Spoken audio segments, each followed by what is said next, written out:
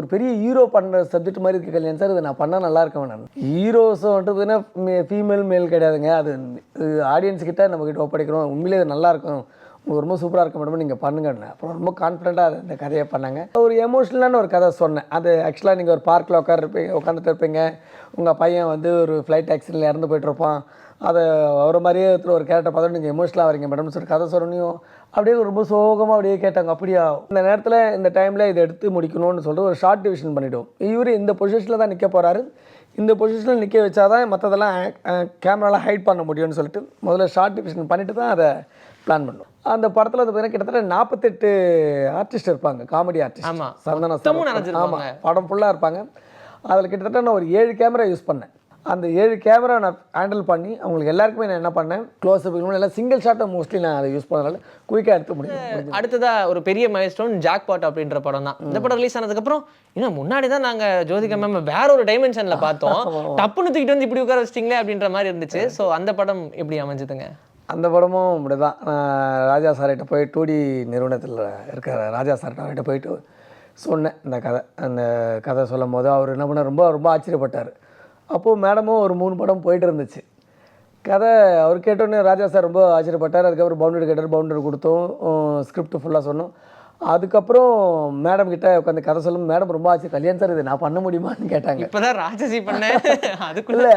அப்போ ஆக்சுவலாக என்ன ஆகுதுன்னா, அது வந்து ஆக்சுவலாக இது ஒரு மேல்கான ஒரு பெரிய ஹீரோ பண்ணுற சப்ஜெக்ட் மாதிரி இருக்குது கல்யாணம் சார். இதை நான் பண்ணால் நல்லா இருக்கேன். நான் ஹீரோஸை வந்துட்டு பார்த்தீங்கன்னா ஃபீமேல் மேல் கிடையாதுங்க. அது ஆடியன்ஸ் கிட்ட நம்மக்கிட்ட ஒப்படைக்கிறோம். உண்மையிலே இது நல்லா இருக்கும், உங்களுக்கு ரொம்ப சூப்பராக இருக்க மேடம், நீங்கள் பண்ணுங்கன்னு. அப்புறம் ரொம்ப கான்ஃபிடென்ட்டாக அதை இந்த கதையை பண்ணாங்க. அதேமாதிரி அந்த மாஷா கேரக்டரையும் அதிலே எடுத்துகிட்டு வந்து ஜாயின் பண்ணி வச்சேன். கிரேட். ரேவதி மேம் எப்படி இதுக்கு ஓகே சொன்னாங்க? என்னென்ன மாதிரி நடந்துச்சாங்க? ஏன்னா அவங்களும் அப்போ தான் பாப்பாண்டின்ற படம் கொடுத்துருந்தாங்க. பாப்பாண்டி படத்தில் அவங்க வேறு மாதிரிலாம் பார்த்தோம். திடீர்னு ஒரு சடன் சேஞ்ச் அப்படின்னும் போது அவங்களுக்கு ஃபஸ்ட்டு இந்த குலேபாகொலி ஃபஸ்ட்டு கதை சொல்லும் போது ஒரு எமோஷ்னலான ஒரு கதை சொன்னேன். அது ஆக்சுவலாக நீங்கள் ஒரு பார்க்கில் உட்காந்துட்டு இருப்பீங்க. உங்கள் பையன் வந்து ஒரு ஃப்ளைட் ஆக்சிடென்ட்டில் இறந்து போய்ட்டுருப்பான். அதை அவரை மாதிரியே ஒரு கேரக்டர் பார்த்துட்டு நீங்கள் எமோஷ்னலாக வரீங்க மேடம்னு சொல்லி கதை சொன்னையும் அப்படியே ரொம்ப சோகமாக அப்படியே கேட்டாங்க. அப்படியா, இப்படி எமோஷ்னலாகவே இருக்கணுமா கல்யாணம்? அப்புறம் கதையோட எண்டை சொன்ன உடனே, அந்த சீனுடைய எண்டை சொன்ன உடனே அவங்க ரொம்ப ரொம்ப ஹாப்பி ஆகிட்டாங்க.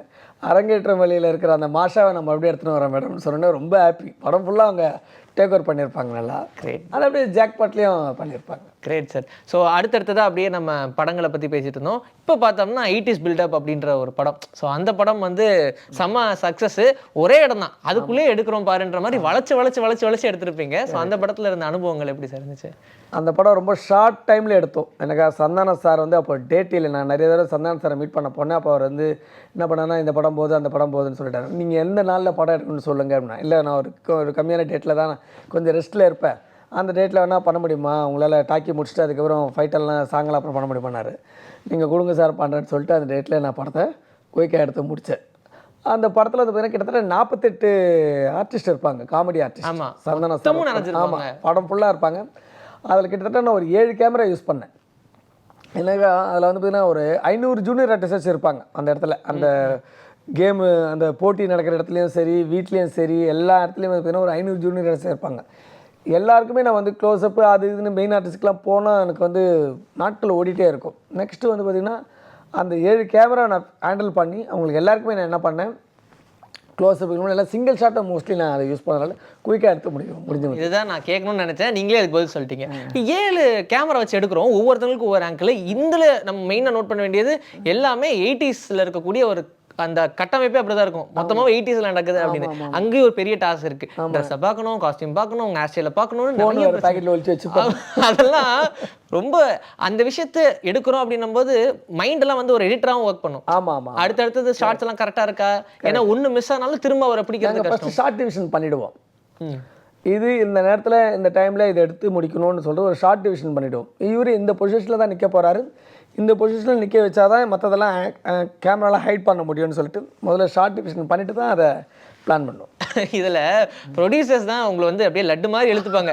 என்ன ரீசன்னா, 4 நாள் கொடுங்க, அவர் ஒரு படம் முடிச்சு கொடுத்துருவாரு அப்படின்ற மாதிரி. ஏன்னா இப்போ இருக்கக்கூடிய சூழ்நிலை அப்படி இருக்குது sir. Pan India, pan world படத்தெல்லாம் இப்போ ஆடு ஜீவிதம் ஒரு படம் ரிலீஸ் பண்ணாங்க.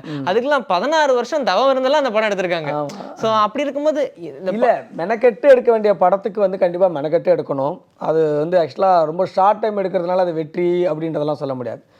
இந்த படத்துக்கு இந்த கதைக்கு இவ்வளோ போதும்னு சொன்னால் அவ்வளோ எடுத்துக்கலாம். இப்போது நீங்கள் சொன்ன மாதிரி இப்போது ஒரு ஆடு ஜீவிதமெல்லாம் வந்து பார்த்திங்கன்னா அதுக்கான காலம் கொடுத்தா தான் அது ஒர்க் அவுட் ஆகும். இப்போ நம்ம எடுக்கிற மாதிரி நம்ம கதைக்கு வந்து நான் எடுக்கணும்னு சொன்னாலும் அது வந்து நான் அந்த நாளில் தான் எடுத்தாகணும். இந்த கதைக்கு இவ்வளோ நாள் எடுத்தால் அது முன்னாடியே நான் எடிட்டட் மைண்டடாக தான் நான் போவேன். கண்டிப்பாக.